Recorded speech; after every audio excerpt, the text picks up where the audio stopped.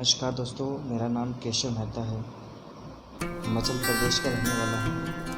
कहते हैं दोस्तों, हौसले जिनके बुलंद होते हैं, सपने जिनके बड़े होते हैं, इम्तिहान भी उनके ज़बरदस्त होते हैं। एक स्टोरी आपके सामने शेयर करना चाहूँगा। स्टोरी को आपको बहुत कुछ सीखने को मिलेगा। आपने स्टोरी को सुन के समझ के इम्प्लीमेंट करना चीज़ का ज़िंदगी में। एक बार की बात होती है, एक व्यक्ति होता है, वो अपनी ज़िंदगी से काफ़ी ज़्यादा परेशान होता है। वो ज़िंदगी में जिस जगह पर भी जाता है, जिस भी जगह पर काम करता है, वो हर बार उस काम में असफल हो जाता है। और जब वो असफल होता है, एक बार मंदिर की तरफ जाता है, वो भगवान पे बहुत ज़्यादा ट्रस्ट करता है और भगवान जी के पास जाके मंदिर में प्रार्थना करता है कि भगवान, आपने मेरी ज़िंदगी में ऐसे दुख क्यों दिए। मैं जिस भी जगह पर जाता हूँ, उस जगह पर असफलता ही हासिल होती है, सफलता हासिल नहीं होती है। वो कोसता है खुद को कि भगवान ऐसी ज़िंदगी से बेहतर है मुझे मौत दे दे, मुझे अपने पास बुला दे।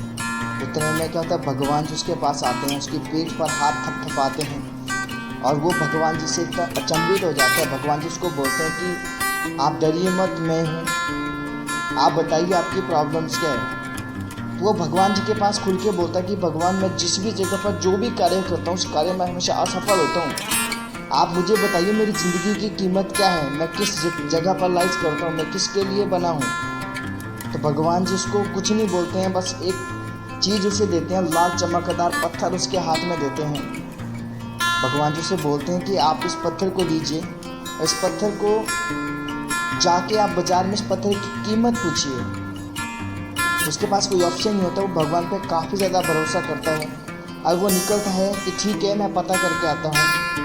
वो जैसे घर से निकलता है, जैसे घर से निकलने के बाद सीधा जब वहाँ से निकलता है तो सबसे पहले उसे सब्जी वाला मिलता है। जब उसे सब्जी वाला मिलता है, सब्जी वाले से पूछता है कि क्या आप मेरा ये लाल चमकदार पत्थर खरीदना पसंद करोगे। तो वो सब्जी वाला उसे बोलता है कि हाँ, मैं खरीदना पसंद करूँगा, मैं उसको खरीद लूँगा, लेकिन उसके बदले में आपको सिर्फ और सिर्फ मैं 10 किलो आलू दे सकता हूँ, उससे ज़्यादा कीमत मैं नहीं दे सकता हूँ। अगर आप इसे अधिक कीमत प्राप्त करना चाहते हैं तो आप आगे जाइए।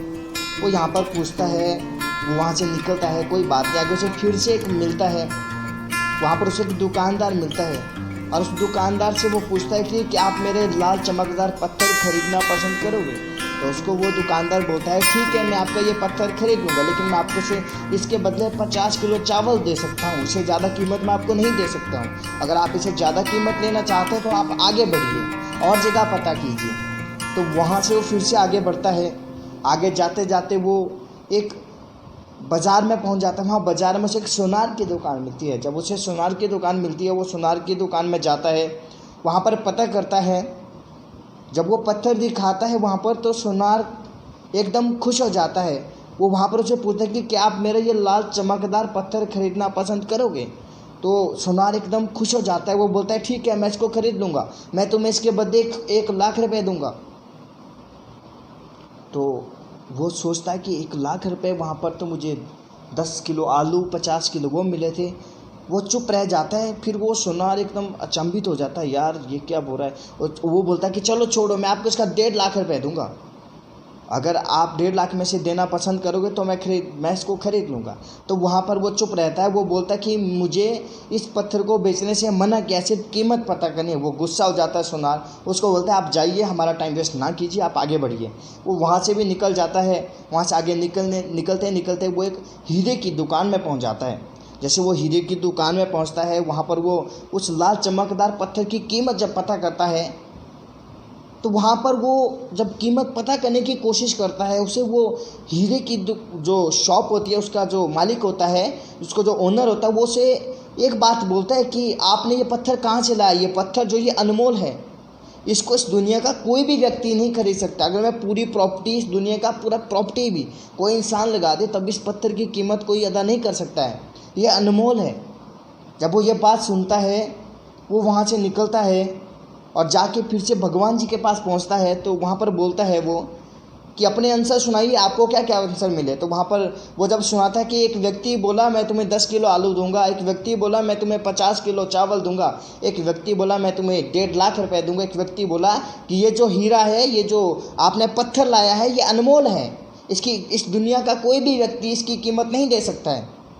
भगवान जिससे सीधे सीधे बोलते हैं कि उसी तरह से आपके ऊपर डिपेंड करता है आप अपनी कीमत क्या लगाना चाहते हैं। आप 10 किलो में लगाना चाहते हैं, आप कहाँ पर लाइज करते हैं। आप 1 करोड़ में अनमोल हैं। आप अगर आप जानते हैं तो आप एक अनमोल हैं, और अनमोल अगर आप हैं, आपको अपनी वैल्यू खुद लगानी पड़ेगी।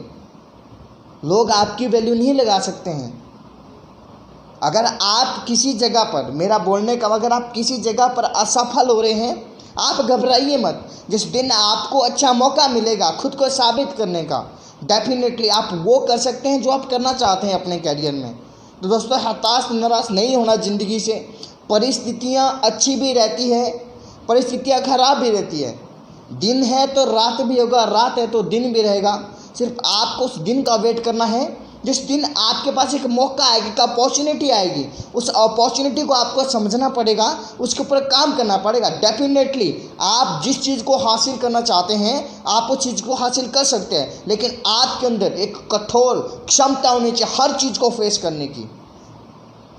तो दोस्तों ध्यान दीजिए, आप घबराइए मत, परेशान मत होइए। आपके पास भी मौका आएगा, आपको भी खुद को प्रूव करने का ज़रूर मौका देगा ऊपर वाला। आप सिर्फ वेट कीजिए। हताश नाश ज़िंदगी से नहीं होना है, कभी हार नहीं माननी है। नेवर गिव अप, इस बात का हमेशा ध्यान देना है। धन्यवाद।